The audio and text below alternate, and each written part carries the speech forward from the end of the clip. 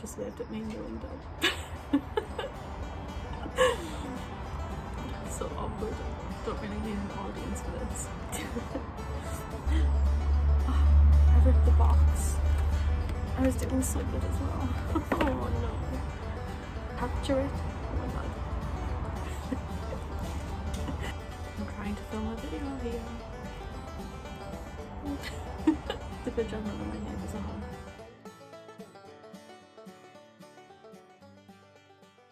Hello and welcome back.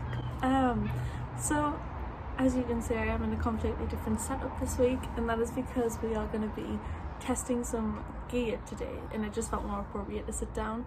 However, it is really highlighting how awkward I am in front of the camera when it comes to sitting down in front of it, so you're just going to have to bear with me on this because I'm feeling awkward and I feel like it's really coming across on camera, so yeah. Also, if I run off at any point, we do get wasps in this back garden and they freak me out, so I will run, the camera will fall off the chair, which is really close to me. So yeah, it's not going to be good if that happens, but fingers crossed it doesn't. So yeah, I did take last week off, and that is just because I had uni work to catch up on. I am in my final year, so I'm in the middle of doing my dissertation work and all of my assignments, so there's a bird having a fight. Okay, we're just gonna get on with this gear test. I think it's quite a universal habit that we all have. When anything memorable happens, that we want to reach for our smartphones and kind of record it and take a photo and I don't know, just capture it. And it's a lot easier and more hassle-free than it is to go find a camera, set it up, turn it on, and then capture the moment, which is potentially past by the time you've even found the camera. So all of my videos that I take for YouTube and all of my photos that I take are all shot on an iPhone camera, and that's just because it's so much easier. I'm very happy with the quality of what I take. So I don't really feel the need to go out and purchase a really expensive vlogging camera or just camera in general, because I just think there's better things to be spending my money on when I have a camera on my smartphone. The only thing that I will say is that obviously it is a smartphone camera, so there is going to be limitations to what it can actually do and how well it performs. I was filming footage for my last video and I was wanting to zoom in on some of the flowers and the plants. And I noticed the closer I was getting to it, it was going out of focus. I wasn't even trying to get in-depth detail. I was just trying to get a bit closer to it, and it was going really out of focus. And I've tried a few different things and it's not really fixed that. So I was I think I'm gonna need a macro lens. For those of you who don't know what a macro lens is, it basically just means it zooms in a lot. So I went straight to Amazon because I was well, that's probably gonna be my best place to search for it. And I just typed in macro lens for smartphone, and I got loads of kits come up, and I eventually settled in on the one that I'm going to be testing today. So that is the it would help if it was the right way. That is the SELVIM 4-in-1 camera lens kit for smartphones. This isn't hiking related gear, this isn't Pacific Crest Trail related gear, this is just general photography gear, and a lot of you seem to be interested in that. I think I bought this on Amazon for about £27.33, I think it is, because it was on offer. So I think the usual price for it is about £33, and I'll also link it down below if you want to check it out for yourself. So let's just get into the performance of these. So the first lens that we're going to test is the wide angle lens. So this actually has a magnification of 0.62. So the first thing that I noticed when I saw that magnification is that it isn't actually much different from my own phone's wide angle mode that you can put it in. So I was a bit hesitant as to maybe how well it would perform and how different it would perform. This is just the standard setting of what videos perform at. This is what the 0.5 magnification is on my iPhone, and then this is the 0.62 magnification on the wide angle lens. Now, as you can see, the difference between the two of those isn't massive. I don't know, like I just think it's a lot of hassle having to attach the lens onto the phone when it's not actually giving me that different from a result that I can get on my phone anyway. The second lens that we're going to be testing out is the fisheye lens. So as you can imagine, this is just a very typical lens. The only thing that I will tell you to bear in mind is that when you're using this on a photo, it gives you the perfect fisheye lens. As soon as you switch from photo to video, and I don't know if it applies to every smartphone, but I definitely noticed this on my iPhone 11, when you switch to a video, the edges of it aren't, it's not quite like a circle. It doesn't actually have that fisheye lens. It turns to like an effect sort of where you have just like a black fade around the corners of the screen. And I noticed that when I was moving the video around to take that video, the actual borders of that lens were starting to wobble, and I don't really know why that was happening, because obviously it is securely attached to my phone. It wasn't doing that when I was moving like the phone around when it was on the photo mode, so I'm not really sure why it did on the video, but it did wobble and it did blur a lot, and that was something that was really bothering me. So I don't think I'll use it for videoing. Other people might have more success using it, but I definitely didn't have a lot of success on the video aspect of it. The next thing that I'm going to be talking about is the telephoto lens. So this is a 22 magnification. This lens, I didn't really know what a telephoto lens was, to be quite honest. I just thought it was maybe like a little bit less than the macro lens, and you know, you still had to get really close, but you don't.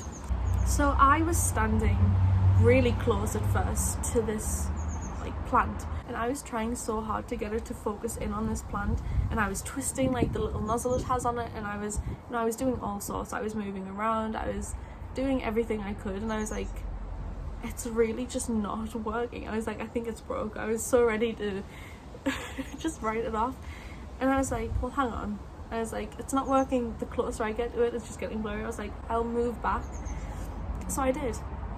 And I kept moving back, and I moved back so far, and it was like incredibly zoomed in on a very small little portion of this plant, and I was standing really far back. And to be honest, I mean, the quality of the lens isn't the best, however it does do a good job for what it is, and I feel like I'm going to get a lot of use out of this when it comes to things like birds in trees, or you know, like things where I can't really get too close to them, or I don't have access to get closer to things. The last lens that I'm gonna review that you get in this kit is the macro lens. So this is at 25 magnification. This was the thing I was most excited to try out, because on my iPhone, whenever I try to take close-up videos of like say branches or flowers or berries or leaves or anything, I noticed the closer I was getting to it, the more blurry it was getting. And that was something that was really bugging me. So as you can see, this is how far I could get to a plant on my just standard iPhone camera. And this is how close up I could get with the macro lens, which is just a massive difference, and I'm so happy with how that turned out. The only thing that I will say with this lens that I wasn't really a big fan of is that if it's particularly windy, which it was when I was filming all of this, it does go out of focus very easily. You have to have quite a very steady hand or very steady conditions for this to work in a way that actually produces very high quality results, because the second it moves and the second maybe your hand shakes, you end up with an image or a video that isn't very, it instantly goes out of focus, and you don't have that very close-up image anymore. Okay, so my general thoughts on this product is that, to be honest, I will get a lot of use, I think, out of the macro lens and the telephoto lens, but they do have like downsides, I guess, which is what I mentioned, so I'm not going to go over that more because I already spoke about it. But I do want to speak about the things that I'm not really going to use. So something I won't really be getting much use out of, unfortunately, is the wide angle lens, and it's for the reasons I mentioned before. You know, my phone pretty much does the exact same thing, and it's a lot like hassle free to just go on my phone and change the mode that it's in for the wide angle than it is to get out the clip, attach the different lens. You know, it's a lot more hassle to do that. If I had to buy this again, I don't think I would, purely because I just feel like there's probably something else out there that might be more tailored to me. But you know, this isn't to say that it's a bad piece of gear. If you like want fisheye lenses in particular, and you want like a macro lens, and you want just basically a startup kit, this is perfect for that. Like, it's, you know, there's nothing massively wrong with it. It's just I'm personally not going to get a lot of use out of the different things. Like, if you have a smartphone that doesn't have a wide angle mode on your videoing or like camera facility, then you're going to get a lot of use out of the wide angle lens, whereas I already have that built into my phone, so I don't really think I'll get much use out of having an additional feature to add on. So that is it. That wasn't too bad.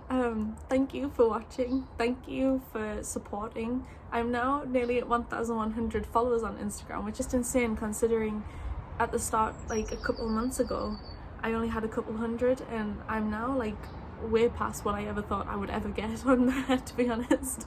And on here I'm nearly at 100 subscribers, which is just amazing because I didn't even think I'd get 20. So thank you for all of the support, thank you for watching the videos, thank you for liking them, thank you for subscribing, following, you know, giving me suggestions for these videos and asking me questions that actually give me something to talk about in these, because otherwise I just simply wouldn't have anything to make videos on and talk about. So thank you for all of that, and I hope you're all doing okay.